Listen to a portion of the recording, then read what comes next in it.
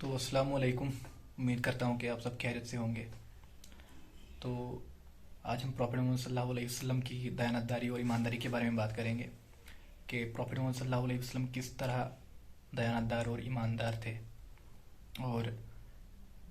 ان چیزوں سے ہمیں سیکھنا چاہیے اور ان چیزوں کو اپنی زندگی میں لانا چاہیے۔ تو پروفیٹ محمد صلی اللہ علیہ وسلم کے ایک بزنس پارٹنر اور ان کے ایک ساتھی جو ہیں نریٹ کرتے ہیں کہ جن کا نام حضرت صاحب ہے، تو وہ کہتے ہیں کہ میں پروفیٹ محمد صلی اللہ علیہ وسلم کا بزنس پارٹنر تھا، اور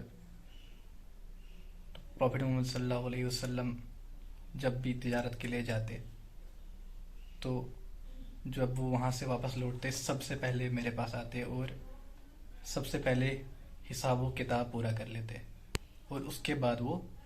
گھر کی طرف کوچ کرتے۔ اور جب میں اسی طرح تجارت کے لیے چلا جاتا تو جب میں واپس لوٹتا تو پروفیٹ محمد صلی اللہ علیہ وسلم ایک بار بھی پیسے کی بات نہیں کرتے، سب سے پہلے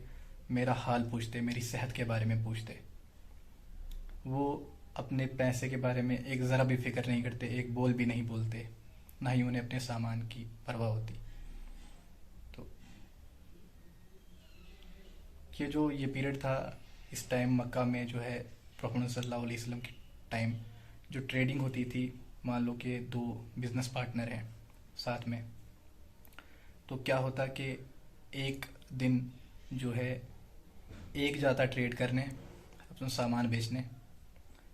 اور ایک جو ہے اپنے گھر میں رہتا اگر اس کے گھر کے کچھ کام ہوتے یا کچھ اور مسئلے مسائل ہوتے۔ تو اسی طرح ان ٹرن کہ ایک کے بعد جو دوسرا ہے وہ ٹریڈ کرنے چلا جاتا۔ تو اس طرح سے زندگی کا گزارا چلتا تھا۔ تو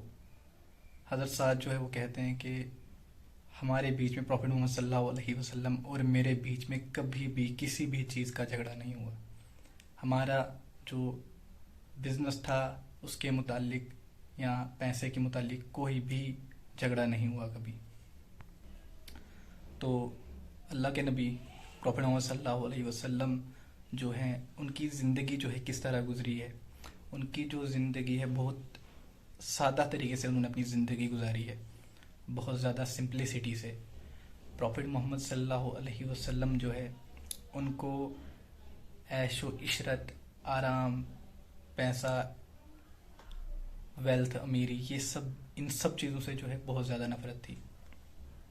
تو یہ سب ان کے پہناوے سے، ان کے کھانے سے، کھانا کھانے سے، وہ کس طرح لوگوں کے ساتھ ملتے ہیں، ان سب چیزوں سے ظاہر ہو جاتا تھا۔ اللہ کے نبی پروفیٹ محمد صلی اللہ علیہ وسلم اپنی بیویوں کے ساتھ جو ہے بہت حسن سلوک رکھتے، وہ ان کی گھر کے کاموں میں مدد کرتے، ایون کہ اپنے نوکروں کی جو ہے گھر کے کاموں میں مدد کرتے۔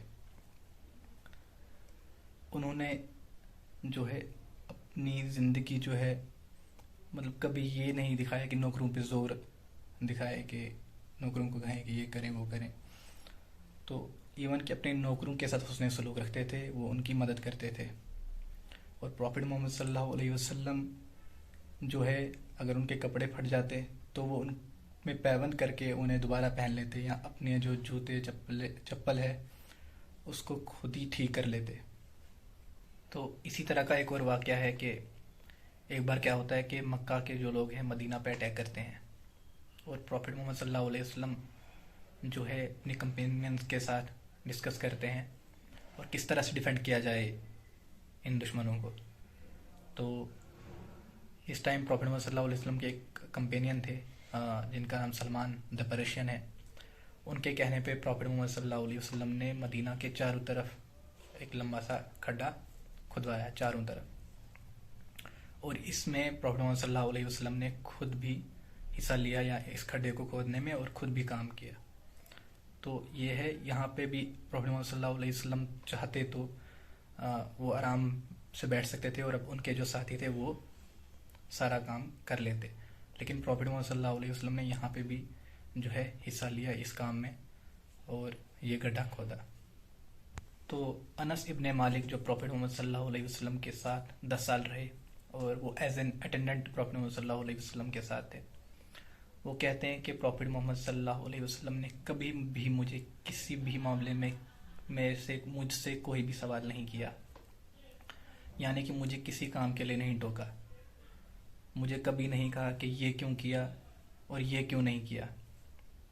تو اسی طرح سے پروفیٹ محمد صلی اللہ علیہ وسلم ایک بار سخت چٹائی پہ سوئے تھے،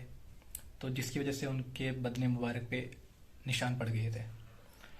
اور ان کے جو ساتھی ہے انہوں نے پروفیٹ محمد صلی اللہ علیہ وسلم سے کہا کہ ہم آپ کے لیے نرم بستر لائیں گے۔ تو پروفیٹ محمد صلی اللہ علیہ وسلم نے جواب میں کہا کہ میں اس نرم بسترے کا اس دنیا کا کیا کروں گا، میری تو مثال اس مسافر جیسی ہے جو صبح اپنے سفر پہ نکلتا ہے اور کہیں درخت کے نیچے دوپہر میں تھوڑا سا آرام کر لیتا ہے اور اس کے بعد دوبارہ اپنے سفر پہ نکلتا ہے۔ اور جو پروفیٹ محمد صلی اللہ علیہ وسلم تھے ان کو یہ بھی بالکل پسند نہیں تھا کہ ان کے سامنے لوگ کھڑے ہو جائیں یا ان کے سامنے سر جھکائیں۔ پروفیٹ محمد صلی اللہ علیہ وسلم کو کبھی یہ چیزیں پسند نہیں تھی۔ یہ جو ہے پروفیٹ محمد صلی اللہ علیہ وسلم کی سمپلسٹی ہے، اور اس طرح لائف کو گزارنا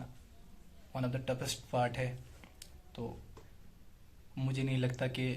کوئی انسان آج کی دنیا میں ایسا کر سکتا ہے، ایسے رہ سکتا ہے، کیونکہ آج کا دور جو ہے ہمیں اکثر اپنی پاور جو ہے دوسرے کو شو کرنی ہوتی ہے، ہم ڈومینیٹ ہر چیز میں ہو جاتے ہیں کسی دوسرے پہ۔ تو اور ایک اور بات مجھے پروفیٹ محمد صلی اللہ علیہ وسلم کی یاد آ رہی ہے کہ پروفیٹ محمد صلی اللہ علیہ وسلم کہتے ہیں کہ جو آپ پریچ کرتے ہیں اس پہ عمل کرنا بہت مشکل ہے، اور مجھے لگتا ہے سچ میں اس چیز پہ عمل کرنا بہت زیادہ مشکل ہے، لیکن وقت کے ساتھ ساتھ انسان سیکھ جائے گا۔ تو اسی طرح کا ایک اور واقعہ ہے کہ پروفیٹ محمد صلی اللہ علیہ وسلم اپنے ساتھیوں کے ساتھ کہیں سفر پہ جا رہے تھے، تو راستے میں انہوں نے کیا کیا کہ بھیڑ خریدا۔ تو اس بھیڑ کو خریدنے کے بعد ایک کمپنی نے کہا کہ میں اسے ذبح کروں گا، ایک نے کہا میں اس کی کھال اٹھاؤں گا، اور ایک نے کہا کہ میں اسے پکاؤں گا۔ تو پروفیٹ محمد صلی اللہ علیہ وسلم کہنے لگے کہ میں لکڑی لے کے آؤں گا۔